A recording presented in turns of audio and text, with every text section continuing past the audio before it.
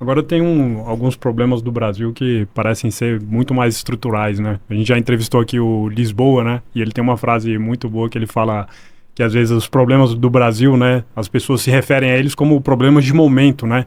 E ele fala, não, o Brasil faz um esforço tremendo para ser um país pobre, né? E parece também que a gente está num problema fiscal que nunca aconteceu, mas na verdade não é isso, né? Sim. Eu acho que vocês aí com algumas décadas de experiência no mercado, esse momento agora, ele é mais estressante do que outros que a gente já viveu? Ele tem algumas peculiaridades ali próprias ou não? É mais uma dessas aí que o Brasil já está acostumado a passar? Como é que vocês se enxergam isso? Eu acho que quando você tinha o teto e tal, tentou-se botar um pouco de ordem nessa farra do boi. Essa farra do boi é verdade. O Brasil é descontrolado, isso. Mas então tentou-se dar um pouquinho de ordem na bagunça. Teve um Covid no meio, que tem uma explosão da coisa. E aí criaram o arcabouço para não dizer que tem o teto, que eles mataram uma regra. Aí criaram outra regra. Tá certo? E essa regra, não, por eles mesmos criada, não vai ser Tá falido. usada. Pra frente. Exatamente. Então, não tenha dúvida que o problema é nosso. Você tem o legislativo que podia pressionar, não faz nada, ele é o contrário. Toda hora, porque é um pouco mais de irresponsabilidade do executivo, ele cobra um quinhão para ele. Tá certo? Então, esse é o problema. Fica difícil dar certo com essa estrutura que a gente tem hoje de tudo judicializado, né, um legislativo ainda, né, distante das reais anseios do Brasil, que você precisaria ter. Porque a melhor coisa para o país é crescer. Você ter inflação sob controle, você ter um direcionamento, você ter educação. Porque o nosso maior, eu acho que a maior maldição é você tem hoje uma geração de analfabeto funcional. Né, 40% não conseguem interpretar um texto, não conseguem fazer uma conta básica. Então você gasta uma fortuna na educação, gerando, né, perdendo tempo.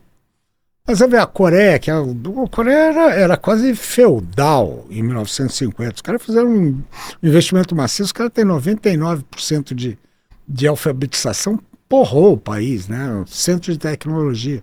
E aqui a gente continua, de repente, se olhar, a gente melhorou aquela coisa que era antes de ter o Mobral, que vocês nem sabem que vocês nem tinham nascido, que era um negócio que foi, né, alfabetização, um nível de analfabetismo brutal, mas você criou um analfabeto funcional, né? Então, você precisava ter um investimento bem feito. Fala, o Brasil é um país pobre, não é. É uma economia, a oitava economia do mundo, e toma 40% do que se produz, tudo que se produz aqui. Vai para uma caixa preta que tritura e não gera benefício para o povo, né? Então, e aí você tem aí as iniquidades que você pegar, a gente está falando isso, pega 30% abaixo da linha de pobreza, 50% não tem acesso a esgoto, cara. Isso é vergonhoso. Então, esse discurso, pelo social, ele não se faz pelo social. Né? Então, a maldição é essa, a gente tem tudo para dar certo. E não dá. Eu acho que tem uma grande diferença hoje em dia do lado de trás. Eu me lembro que quando era o Fernando Henrique, tinha os problemas fiscais eram os mesmos, gastar mais. Aí eles montavam algum plano, vamos passar no Congresso. O que aconteceu daquela época para hoje? Né? Eu acho que tem uma grande diferença. Quando você criou, hoje em dia, o fundo partidário, você tem uma casa independente ali, que é o Congresso. Ele não depende de mais ninguém. Antigamente, quando você tinha um problema fiscal, não sei o quê, o legislativo se unia, ia lá no judiciário, montava um plano, os empresários apoiavam e negociavam com os próprios congressistas, porque eles precisavam que o negócio desse certo, eles precisavam de passar o chapéu depois no empresariado para poder fazer as campanhas. E hoje em dia, com esse fundo partidário, o Congresso não depende mais das empresas, de ficar passando lá o chapéu para pedir. Então eles tomam as medidas legislativas independentes. Isso aí eu acho que foi uma grande mudança que a gente teve de 94, da época do Fernando Henrique, para hoje. E com isso, eles são uma instituição totalmente independente ali.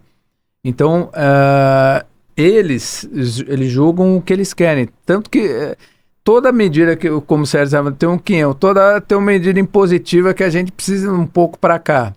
Então, o fundo partidário ninguém mexe. E os caras lá têm 5 bi, 6 bi. Vê se diminui aquilo lá. Eles não querem mexer. Muito pelo contrário, né? Só aumenta. Então ali, eu acho que a grande mudança, por exemplo, de 94 para hoje, que a gente queria ter algo mais do legislativo para ajudar, antes era mais provável essa ajuda porque um dependia do outro. O país, para dar certo, precisava do empresariado. Não que hoje não dependa, mas hoje os congressistas são totalmente independentes. Isso aí eu acho que foi uma grande mudança, foi o fundo partidário, que eles deixaram de passar, institucionalizaram, não precisava ficar mais dando, na época, propina para cá, propina para lá, para bancar a campanha. Hoje está institucionalizado, é o fundo partidário, eles não dependem disso. Então acho que foi uma grande mudança, eles tomam muitas decisões que eles acham certo ali, independente de se está certo ou não, se vai ser bom ou não, como é a medida dos estados, que o Senado está fazendo ali.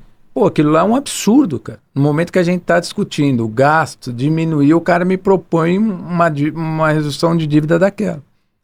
Então, eu acho que a principal mudança aí foi a introdução do fundo partidário e que deu uma independência ao Congresso, coisa que não existia lá atrás. Chegou um superchat aí, acho que é um amante de Bitcoin aí, você viu? Pô, tá em euros, né? Não, pô, o cara não só mandou um chat, como pagou em euro. 6 euros dá o quê? Uns 300 reais? Valor de freestyle fez a conta. Fez a conta aqui agora. Pô, essa pergunta aí tem que ler, né? Ele falou, compra quando vai virar Venezuela e vende quando vai virar Suíça. Essa roleta russa não chegou a hora de parar? Bitcoin não vão aceitar? Será que a pergunta é sobre se os gestores vão aceitar Bitcoin ou a Faria Lima? Não entendi. Eu acho que essa parte aí do trade virar Venezuela e comprar e quando virar Suíça vender, eu acho que dá pra abordar aí, né? Se esse trade realmente existe, né? Acho e como o cara pagou 6 euros aí, se vocês quiserem dar uma opinião sobre aí, Bitcoin, né? Pô, obrigado. Vivendo a liberdade. Vivendo a liberdade, brigadão aí. Esse negócio de Suíça e Sudão no Brasil é histórico. Isso aí não é novidade. Eles mudaram. A gente tende a ter essa ciclotimia, porque justamente a gente sempre tem um problema estrutural existente. Então você passa épocas muito boas e de vez em quando tem essa. Isso aí nem vai virar acho que não é, né, caso de Venezuela e nem caso de Suíça, e qualquer momento que chegar nesse ponto, realmente vá contra. Se achar que virou Suíça, pode vender que está caro. Se achar que virou Venezuela, pode comprar que está barato. Isso é tranquilo. A gente tem até venezualizar, Diabacó, virar Venezuela. A gente tem estruturas, né, muito mais sólidas. Né? Você tem uma economia extremamente versátil. Que não deixa acontecer Você tem 220 milhões de consumidores, você tem um sistema bancário porrada, sabe? É bobagem. A Venezuela, o problema dela é que ela era monoprodutora, né? E aí um país pequeno, a população pequena, em outras épocas que você não tinha uma liberdade, né? Você tinha muito mais capacidade de ter esses golpes, que hoje não consegue. Você vê, tentaram dar na Bolívia, não consegue. É que aquilo ali está tão aparelhado que é difícil de sair daquilo. Mas é muito difícil um outro país ir para um caminho igual aquele. Tá? Então, essa coisa, esquece. Isso daí é meio que...